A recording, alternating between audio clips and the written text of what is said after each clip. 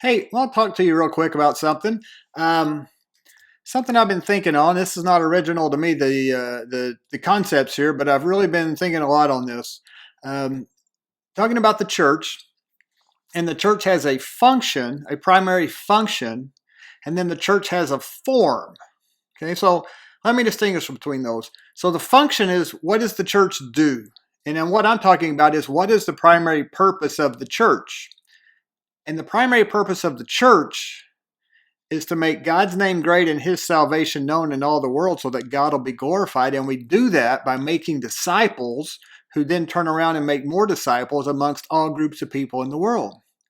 So the primary function of the church is to make disciples of Jesus. And if you want to learn more about this, there's a link in the notes below. It's an article I wrote on Medium. It's Genesis to Revelation, or for short, I call it G to R, and it just walks from Genesis to Revelation, showing you the common theme from Genesis to Revelation is that God is making his name great and his salvation known, and he uses his people to see that happen. Okay, so that's where I come up with the primary function of the church is to make disciples that reproduce more disciples. Now, the form of the church is how the church is comprised, how the church is constituted, how the church is functioning on a day-to-day, week-to-week, month-to-month, year-to-year basis. Now, when I'm talking about the form of the church, I want to make clear, I'm not talking about the body of Christ, okay? The body of Christ, that is very clear in the Bible of what that should look like. It has general principles of what that should look like, and that's not what I'm talking about. What I'm talking about is what I like to call the superstructure that we've built on top of this body of Christ.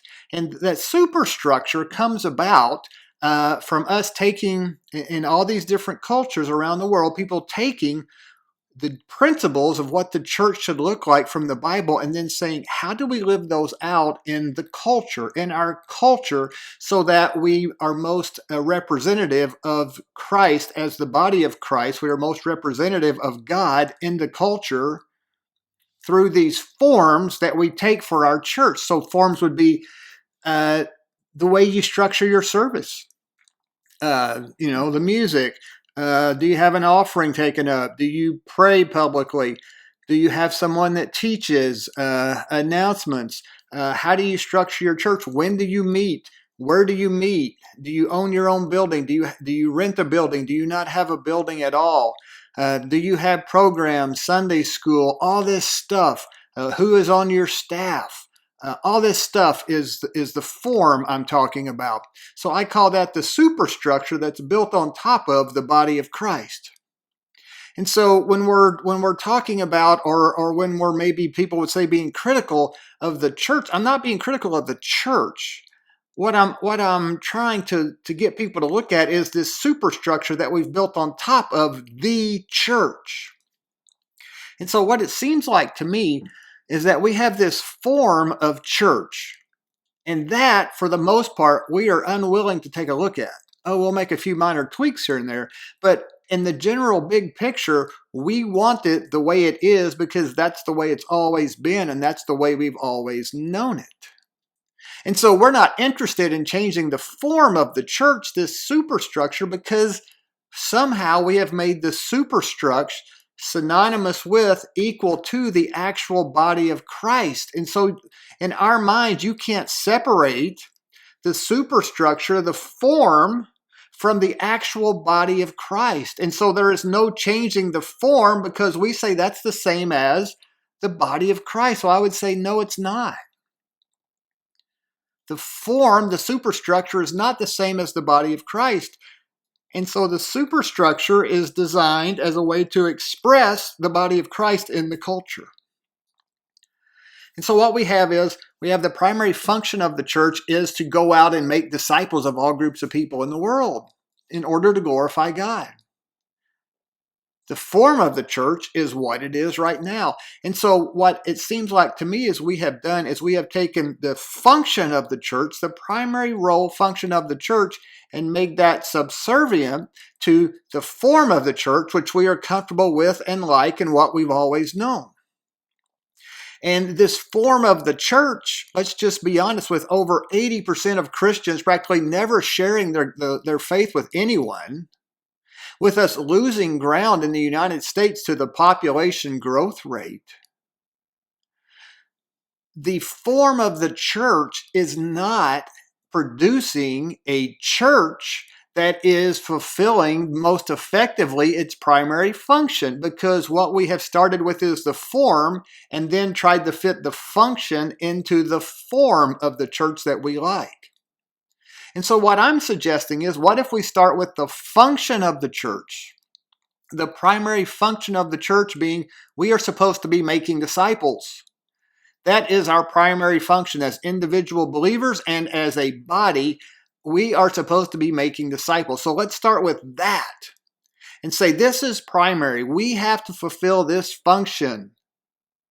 And so then we can take a step back and say, okay, what form, what superstructure should we build that most effectively supports us fulfilling our primary role of making disciples? Do you see the difference? Instead of starting with the format of church that we like and then trying to fit in the primary function of making disciples and how can we do that within our current format, what if we said, no, forget about the format that we have, forget all about it. Let's start from scratch. Let's say our primary function is to make disciples. So how do we need to structure, what format do we need for our church so that we are most effective at fulfilling, at doing our primary function that God has given us, our primary role that Jesus has assigned us of making disciples of all groups of people in the world? And I think that would be an amazing, interesting discussion to have. But we're going to have to get over our attachment and our clinging to the current format of the church, the current superstructure that has been built upon the actual body of Christ that we have now made synonymous or equal to the body of Christ. And we're going to have to step back and say, we are supposed to be a church that is going and making disciples and teaching them to obey everything that Jesus has commanded and baptizing them. That is our role. And so what is the best form or format or structure or organization or comprising of the local body to be able to fulfill that function? So I would love to hear your thoughts on this. You can hit me up below. Email is below. You can also check us out on, if you go and click on something called Continue the Conversation, it will take you to all the different ways that we can continue the conversation together. Also, if you want to jumpstart, move ahead quickly in your disciple-making journey, there is a free, you can get a free personal disciple-making strategy report, we call it.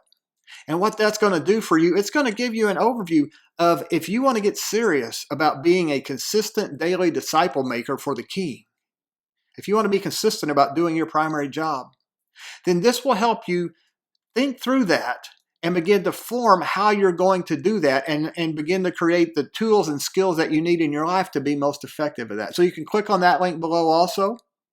But as always, until all here, let's be about going out and doing our job, which is being a disciple-making ambassador of the King. Because remember, we are not living for now, but we are living now for eternity. I want to repeat that. We are not living for the now, but we are living now for eternity.